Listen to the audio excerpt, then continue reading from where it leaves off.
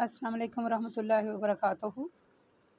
کیسے ہیں آپ سب؟ میں امید کرتی ہوں آپ ایمان اور صحت کی بہترین حالتوں میں ہوں گے انشاءاللہ۔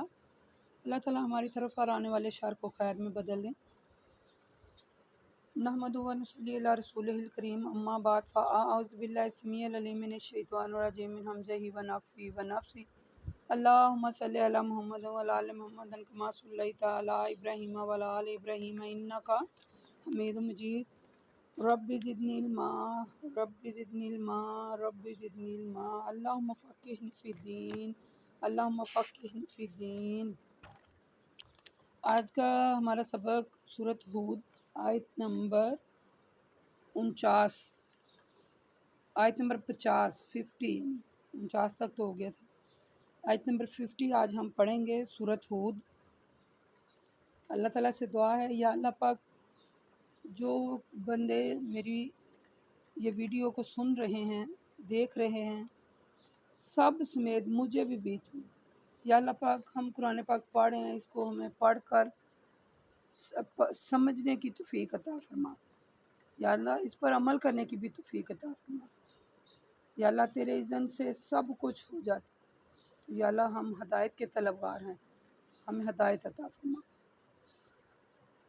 تو چلیں اپنا سبق شروع کرتے ہیں۔ وَإِلَىٰ عَادٍ أَخَاهُمْ هُودًا قَالَ يَا قَوْمِ اعْبُدُوا اللَّهَ مَا لَكُم مِّنْ إِلَٰهٍ غَيْرُهُ وَإِنْ أَنْتُمْ إِلَّا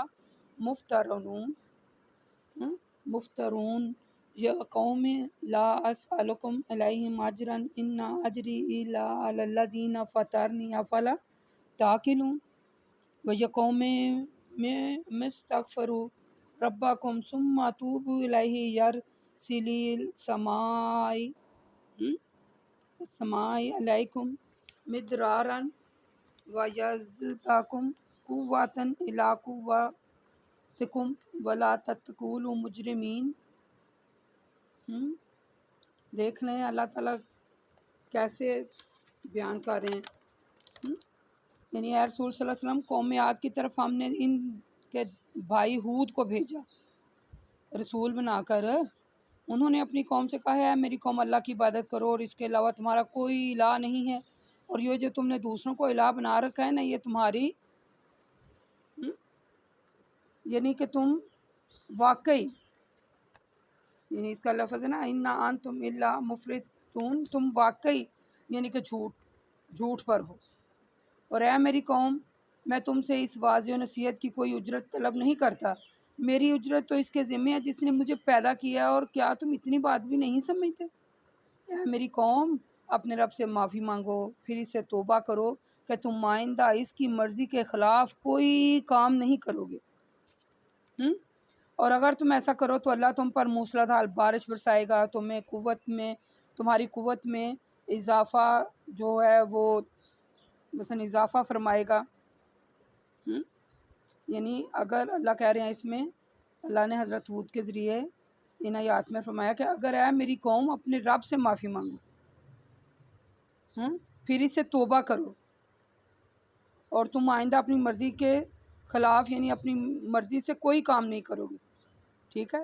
اور اگر تم ایسا کرو گے یعنی اپنے رب سے معافی مانگو گے اور توبہ کرو گے اور اللہ کے احکامات کی پیروی کرو گے، تو اللہ تم پر موسلا دھار بارش برسائے گا، تمہاری قوت میں اضافہ بھی فرمائے گا، ٹھیک ہے؟ اور اے میری قوم، میری بات مان لو، مجرم بن کر اس سے منہ نہ موڑو۔ یعنی اللہ تعالیٰ کے ساتھ میں نے کہا جو اللہ تعالیٰ کی باتیں ماننے، اللہ اس پر رحمتیں فرمائے گا۔ اور پھر وہ کہتے ہیں کہ اے میری قوم، اگر تم مجرم مثلا میری بات سن لو، مجرم بن کر اس سے منہ نہ موڑو۔ تو قوم کے لوگوں نے کہا اے ہود، تم ہمارے پاس اپنی نبوت کی کوئی کھلی نشانی تو لے کر آؤ، کہ تم اپنی نبوت کی کوئی نشانی تو لائے نہیں، محض تمہارے کہنے سے ہم اپنے معبودوں کو کیسے چھوڑ دیں اور تم پر ایمان لے آئیں؟ ہم تو بس یہ سمجھتے ہیں کہ ہمارے کسی معبود نے تمہیں دیوانگی میں مبتلا کر دیا، یعنی ہمارے کسی معبود نے تمہیں دیوانگی میں مبتلا کر دیا، اس لیے تم بہکی باتیں کر رہے ہو۔ ہود نے کہا میں اللہ کو گواہ کرتا ہوں اور تم بھی گواہ رہو کہ میں اس شرک سے جو کچھ تم کر رہے ہو بیزار ہوں۔ یعنی جی میں اللہ کے علاوہ کسی کی عبادت نہیں کرتا اور نہ کسی سے ڈرتا ہوں، صرف اللہ کی عبادت کرتا ہوں۔ تم سب مل کر مجھے نقصان پہنچانے کے لیے جو تدبیریں کر رہے ہو، کرنی جو تدبیریں کرو، جو بھی کچھ کرو، اور مجھے بالکل بھی مہلت نہ دینا، جو کچھ کرنا چاہتے ہو کرو۔ میں اللہ پر بھروسہ کرتا ہوں، بے شک میرا رب سیدھے راستہ دکھانے والا ہے، ٹھیک ہے، اور میں سیدھے راستے پر ہوں۔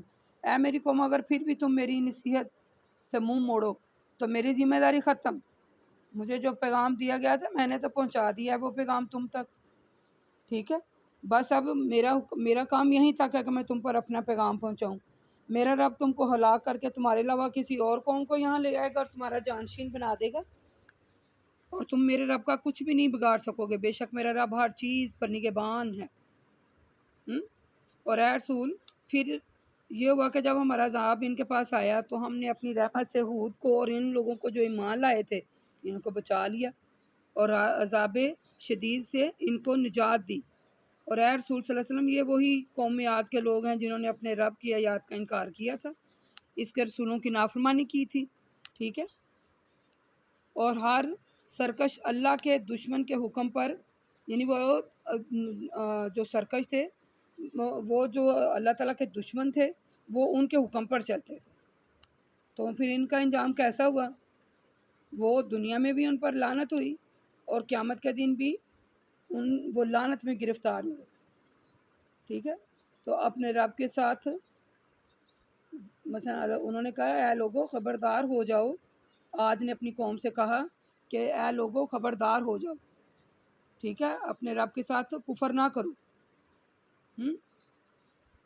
اور قوم ہود جو تھی اس کو رحمت سے دور کر دیا گیا، یعنی نوح علیہ السلام کی قوم کی تباہ کاریوں کا ذکر بھی اللہ نے فرمایا۔ پھر اللہ تعالیٰ نے حضرت ہود علیہ السلام کی قوم کی بربادی کا ذکر بھی کیا۔ اللہ تعالیٰ فرماتے ہیں کہ جب ہم نے قوم عاد کی طرف ان کے بھائی ہود کو رسول بنا کر بھیجا تو انہوں نے قوم سے کہا نا کہ میری قوم اللہ کی عبادت کرو، اس کے علاوہ تمہارا کوئی الہ نہیں ہے۔ تو انہوں نے یعنی کہ میں تم سے یہ جو واضح نصیحت کر رہا ہوں اس کی میں اجرت نہیں طلب کرتا، میں اللہ تعالیٰ کا حکم لے کے آیا ہوں، بس تم اسی کو مانو۔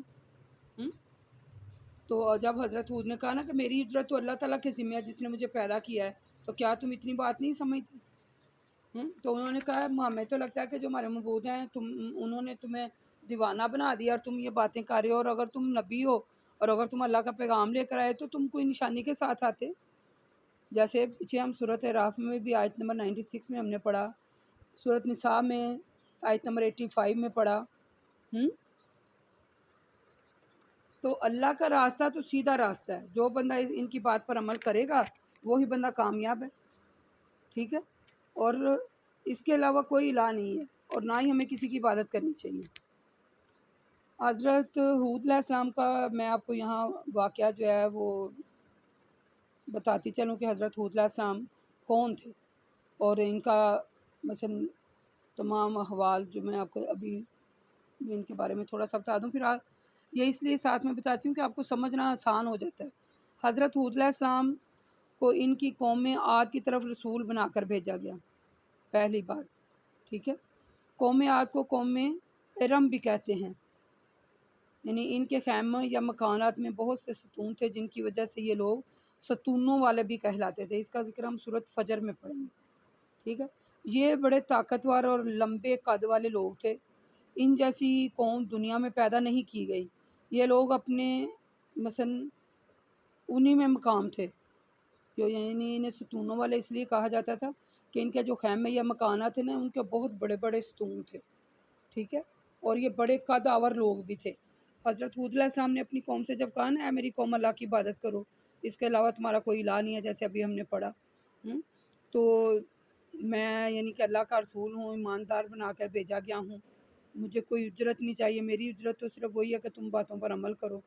تو انہوں نے مثلا انہوں نے دوسروں کو اپنا شریک بنا رکھا تھا، تو پھر انہوں نے کہا اگر تم نصیحت قبول کرتے ہو تو ٹھیک بات ہے، اگر تم نصیحت قبول نہیں کرتے تو جو میرے ذمہ اللہ نے میری ڈیوٹی لگائی تھی جس نے مجھے پیدا کیا ہے تو میں اسی کی خیر خواہی کرتا ہوں، تو مثلا میں جو اس نے مجھے حکم دیا وہ میں نے تم تک پہنچا دیا ہے، تو تم اب جو مرضی کرو، تمہاری مرضی ہے۔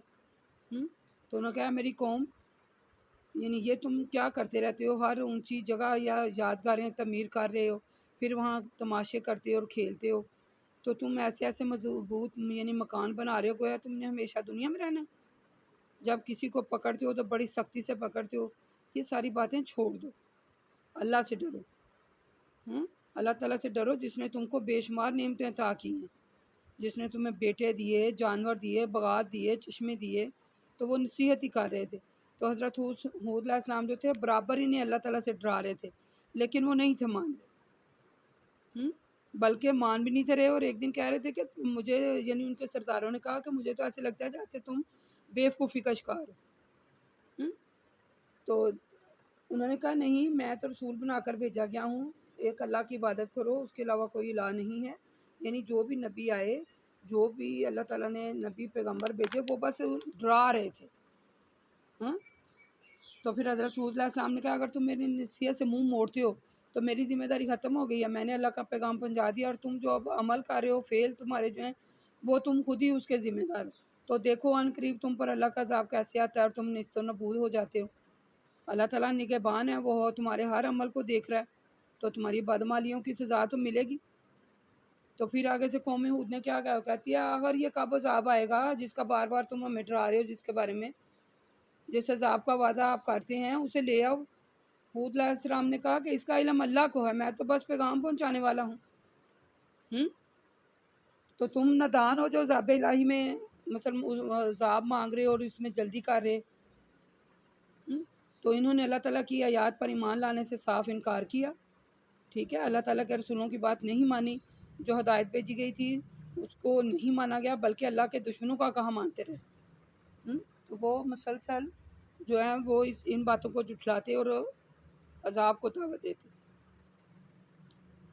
تو پھر اللہ تعالیٰ نے کافروں کا نام و نشان مٹا دیا، دنیا میں بھی ان پر لعنت ہے اور آخرت میں بھی ان پر وہ لعنت میں ہی گرفتار عذاب میں کیے جائیں گے۔ وَإِلَىٰ ثَمُودَ أَخَاهُمْ صَالِحًا قَالَ يَا قَوْمِ اعْبُدُوا اللَّهَ مَا لَكُم مِّنْ إِلَٰهٍ غَيْرُهُ هُوَ أَنشَأَكُم مِّنَ الْأَرْضِ۔ پھر آگے اللہ تعالیٰ فرما رہے ہیں اے رسول صلی اللہ علیہ وسلم، سمود کی طرف ہم نے ان کے بھائی صالح کو بھیجا، ٹھیک ہے، یہ باتیں نوٹ کرنے کی ہیں، آپ نوٹ کیجئے کہ ہم نے اے رسول صلی اللہ علیہ وسلم سمود کی طرف پھر ہم نے ان کے بھائی صالح کو بھیجا رسول بنا کر۔ انہوں نے بھی اپنی قوم سے کہا ہے میری قوم اللہ کی عبادت کرو، اس کے علاوہ تمہارا کوئی الہ نہیں ہے، اسی نے تم کو مٹی سے پیدا کیا ہے، پھر اسی زمین میں تم کو آباد کیا ہے، لہٰذا اس کا کہاں مانو، اور جو گناہ کر چکے ہو اس سے معافی مانگ لو، پھر توبہ قبول کر لو، آئندہ کوئی گناہ نہیں کرو گے۔ بے شک میرا رب بہت قریب ہے، کسی وسیلے کی اسے حاجت نہیں ہے، وہ ثواب دعاؤں کو سننے والا ہے اور قبول بھی کرنے والا ہے۔ لیکن قوم نے کیا کہا، اے صالح، اس سے پہلے تم بڑے ہونہار مانے جاتے تھے، تم سے بڑی بڑی امیدیں وابستیں کی تھی، اب تمہیں کیا ہو گیا؟ کیا تم ہم کو یعنی کہ ہستیوں کی عبادت کرنے سے منع کرتے ہو جن کی عبادت ہمارے آباء و اجداد کرتے رہے ہیں؟ جس اس کی طرف تم ہمیں بلاتے ہو ہمیں اس کے حق ہونے میں بڑا شک ہے۔ صالح علیہ السلام نے کہا اے میری قوم، بتاؤ اگر میں اپنے رب کی طرف سے کھلی دلیل پر قائم ہوں اور اس نے مجھے اپنی بارگاہ رحمت سے خاص سے نوازا ہے، تو ایسی حالت میں اگر میں اس کی نافرمانی کروں تو کون ہے جو اس کے مقابلے میں میری مدد کرے گا؟ تم مجھے نفع نقصان پہنچانے کے لیے تو کچھ نہیں کرتے، بلکہ الٹا کیا کر رہے ہو؟ نقصان پہنچا رہے ہو۔ اور اے میری قوم، یہ اللہ کی اونٹنی تمہارے لیے میرے صدقات کی ایک نشانی ہے، اس کو آزاد چھوڑ دو، یہ اللہ کی زمین میں جہاں سے چاہے کھائے، اور دیکھو اس کو کسی قسم کی تکلیف نہ پہنچانا، تم پر بہت جلد کسی عذاب میں گرفتار ہو جاؤ گے۔ لیکن پھر وہی بات، کیا کیا انہوں نے؟ وہ باز نہیں آئے۔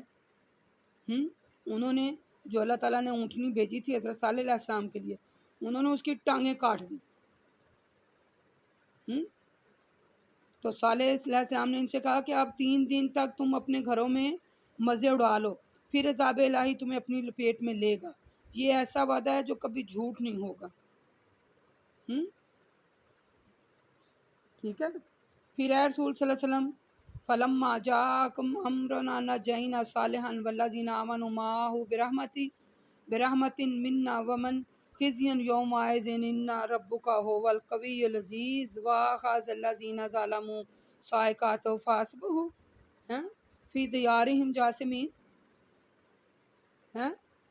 لیکن وہ نہ مانے، انہوں نے اس کی جب اونٹنی کی ٹانگیں کاٹ دی تو حضرت صالح علیہ السلام نے کہا کہ 3 دن ہے تمہارے پاس، تم اپنے گھروں میں مزے اڑا لو، پھر عذاب الہی میں گرفتار ہوگے.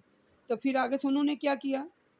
پھر اے رسول صلی اللہ علیہ وسلم ہمارا عذاب آیا، ہم نے صالح اور جو لوگ ان پر ایمان لائے تھے ان کو اپنی رحمت سے اس عذاب سے نجات دی اور اس دن کی رسوائی سے انہیں بچا لیا. بے شک آپ کا رب بڑا قوی اور غالب ہے. اور جن لوگوں نے ظلم کیا تھا انہیں ایک سخت آواز نے آ پکڑا اور پھر ان لوگوں نے ایسی حالت میں صبح ہوئی ان کی کہ وہ سب اپنے گھروں میں گرے ہوئے یعنی مردہ پڑے ہوئے تھے. پھر اسی طرح نیست و نبود ہو گئے، گویا کہ کبھی وہ گھروں میں رہتے ہی نہ تھے. خبردار ہو جاؤ سمود نے اپنے رب کے ساتھ کفر کیا، اور خبردار ہو جاؤ سمود کو رحمت سے دور کر دیا گیا. یعنی حضرت نوح علیہ السلام اور حضرت ہود علیہ السلام کا ذکر ہم نے پیچھے پڑھا. پھر اللہ تعالیٰ نے حضرت صالح علیہ السلام اور ان کی قوم سمود کا حال بیان کیا. ٹھیک ہے، اس میں اللہ تعالیٰ نے قوم یعنی کہ سمود کی طرف حضرت صالح علیہ السلام کو بھیجا. تو جیسے میں نے ابھی آپ سے کہا کہ اللہ تعالیٰ کہتے ہیں اللہ تعالیٰ نے ہر قوم کے لیے ایک نبی بھیجے تاکہ وہ انہیں اللہ تعالیٰ کے احکامات پڑھ کر سنائیں اور عذاب سے ڈرائیں. لیکن وہ ہر بار ہر قوم کیا کہتی ہے کہ ہم اپنے باعثات کے کام چھوڑ دیں. کوئی کہتا ہے تم دیوانہ اور کوئی کہتا ہے کہ اگر تم آئے تو تمہارے ساتھ کوئی نشانی کیوں نہیں آئی. تو حضرت صالح علیہ السلام نے کہا کہ یہ اللہ تعالیٰ کی طرف سے دی گئی اونٹنی ہے، تم نے اسے کچھ نہیں کہنا. تو انہوں نے کیا کیا کہ اپنی تلوار سے اس اونٹنی کی ٹانگیں کاٹ دی. تو پھر اللہ تعالیٰ کا عذاب آیا تو ایسے نست و نبود ہو گئے جیسے وہ کبھی تھے ہی نہیں. یعنی اللہ تعالیٰ نے پیدا کیا ہے پھر وہ زمین کو آباد کرتا ہے، یہ اس کا احسان ہے ہم پر. تو ہمیں اپنے گناہوں کی معافی مانگنی چاہیے اور آئندہ توبہ کرنی چاہیے پکی اپنے گناہوں سے.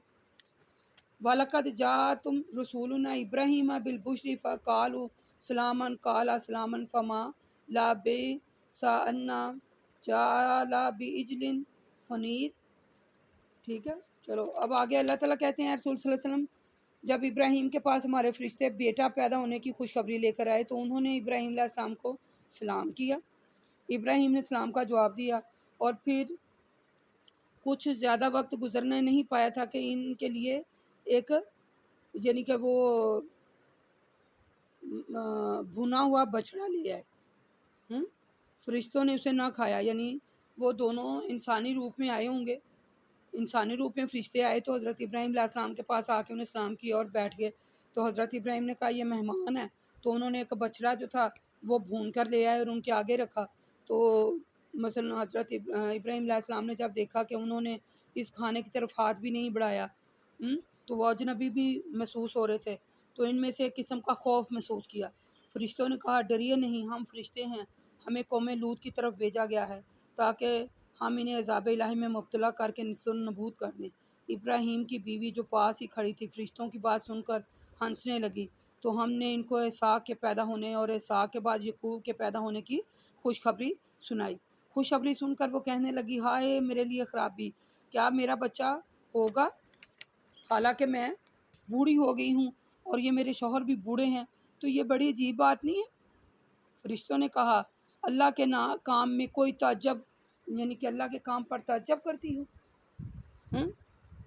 تم پر اللہ تعالیٰ کی بڑی رحمت اور برکتیں ہیں، ایسی حالت میں بچہ پیدا ہو جانا بھی اللہ کی رحمت اور برکت ہے. بے شک وہ تعریف کرنے والا بزرگی کا والا ہے، وہ کیا نہیں کر سکتا، اس کے لیے کون سا کام مشکل ہے. اور اے رسول صلی اللہ علیہ وسلم پھر جب ابراہیم کے دل سے خوف جاتا رہا اور انہیں خوشخبری بھی مل گئی تو وہ قوم لوط کے بارے میں ہم سے جھگڑنے لگے کہ بے شک ابراہیم بڑے یعنی کہ ان کا حضرت ابراہیم یعنی کہ ان کی تعریف کے بارے میں کہا کہ بے شک بڑے بردبار تھے، بڑی اللہ تعالیٰ کی آہوازاری کرنے والے تھے، اللہ تعالیٰ کی طرف بہت رجوع کرنے والے وہ انسان تھے. ہم نے کہا ابراہیم اب اس بات کو رہنے دو، اب تو تمہارے رب کا حکم عذاب کی صورت میں آ پہنچا ہے، یہ عذاب میں مبتلا ہوں گے جو کبھی نہیں ٹلے گا. یعنی جب حضرت ابراہیم علیہ السلام کے دل میں وہ خوف دور ہو گیا تو انہیں خوشخبری بھی مل گئی، تو پھر انہوں نے کہا کہ جو قوم لوط کے بارے میں ہم سے جھگڑے تھے نا، ان پر اللہ تعالیٰ کا عذاب آئے گا۔ یعنی کفار مکہ کے سامنے گزشتہ قوموں کی تباہی اور بربادی کا منظر رکھتے ہوئے اللہ تعالیٰ کہتے ہیں کہ لوط کی قوم کی تباہی اور بربادی کا حال بھی اللہ نے سنایا۔ لوط علیہ السلام کی قوم پر عذاب لانے والے فرشتے پہلے حضرت ابراہیم کے پاس گئے تھے، ٹھیک ہے، تو پھر حضرت ابراہیم کا بھی ہم نے تھوڑا سا حال سنایا۔ حضرت ابراہیم علیہ السلام کے قصے میں 2 باتیں خاص قابل غور یہ ہیں۔ پہلے یہ کہ حضرت ابراہیم علیہ السلام اور ان کی بیوی بہت زیادہ ان کی عمر ہو گئی تھی، وہ بوڑھے ہو گئے تھے، ان کے ہاں بچے کا پیدا ہونا، ٹھیک ہے۔ اس قصے سے یہ معلوم ہوتا ہے کہ اللہ تعالیٰ ہر کام کر سکتا ہے، وہ تو قادر مطلق ہے، ٹھیک ہے۔ اور دوسرا یہ ہے کہ حضرت ابراہیم علیہ السلام یعنی جیسے جلیل القدر رسول نے لوط علیہ السلام کی قوم کی سفارش کی تھی، ٹھیک ہے، لیکن اللہ تعالیٰ نے ان کی سفارش کو قبول نہیں کیا اور ان پر عذاب، انہوں نے کہا ان پر عذاب آنا ہے اور عذاب آ کر ہی رہے گا۔ یعنی آیت نمبر 76 میں کہا نا انہوں نے کہ حضرت ابراہیم آپ اس بات کو رہنے دیں، تو یہ اللہ کا حکم ہے، ان پر عذاب یہ عذاب میں مبتلا ہوں گے جو ٹل نہیں سکتا، ٹھیک ہے۔ تو حضرت ابراہیم علیہ السلام کے نقش قدم پر چلتے ہوئے مہمانوں کی مثلا اس بات میں جو ان آیات میں جو میں نے باتیں سیکھیں وہ میں آپ کو بتانے لگی ہوں۔ یعنی حضرت ابراہیم علیہ السلام نے اپنے مہمانوں کی، وہ جو 2 فرشتے تھے جو انسانی شکل میں آئے تھے، تو ان کی مہمان نوازی کی، تو ہمیں بھی مہمان کی مہمان نوازی کرنی چاہیے، ٹھیک ہے۔ اور دیکھیں ایک خاص بات کہ حضرت ابراہیم علیہ السلام اور ان کی بیوی بہت زیادہ بوڑھے ہو گئے تھے، تو ان کے ہاں بیٹا پیدا ہوا، پھر ان کو آگے بیٹا پیدا ہوا، پھر اس کے آگے بشارت دی کہ اس کے ہاں بیٹا ہوگا، پھر اس کو آگے سے بشارت دی کہ ان کے ہاں بھی بیٹا پیدا ہوگا، سمجھ آ گئی ہے؟ یعنی بیٹے کی پوتے کی خوشخبری سنائی، تو ان کی بیوی نے کہا میں تو بڑی بوڑھی ہوں اور آپ بھی، تو بچہ کیسے ہوگا؟ یہ اللہ تعالیٰ کے کام ہے۔ یعنی اس سے مجھے ایک اور بات سیکھنے کو ملی ہے کہ یہ کہتے ہیں نا کہ اتنی عمر ہو جائے تو بچے نہیں ہوتے، نہیں، جب اللہ تعالیٰ ان کو دے سکتا ہے تو اللہ تعالیٰ کے لیے کیا ہے، وہ ہمیں بھی دے سکتا ہے۔ یعنی اللہ تعالیٰ ہر کام کرنے پر قادر ہے، تو اللہ تعالیٰ کے لیے کوئی کام مشکل نہیں ہے، نہ ہی کوئی اس کے لیے کام کوئی عجیب ہے، وہ تو جو چاہے وہ کر سکتا ہے،